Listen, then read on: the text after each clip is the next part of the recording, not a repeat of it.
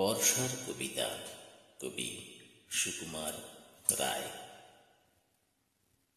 কাগজ কলম লয়ে বসিয়াছি সদ্য, আষাঢ়ের লিখিতে হবে বর্ষার গদ্য।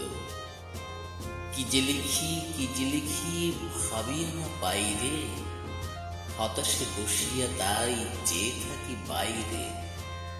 সারাদিন ঘন ঘটা কালো মেঘ আকাশে, ভিজে ভিজে পৃথিবীর মুখখানা ফ্যাকাশে। বিনা কাজে ঘরে বাঁধা কেটে যায় বেলাটা, মাটি হল ছেলেদের ফুটবল খেলাটা। আপিসের বাবুদের মুখে নাই ফুর্তি, ছাতা কাঁধে জুতা হাতে ভেবাচাকা মূর্তি।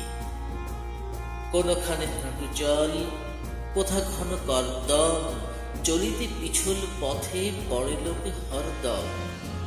ব্যাঙেদের মহাসভা আহ্লাদে গদগদ, গান করে সারা রাত অতিশয় বদখদ।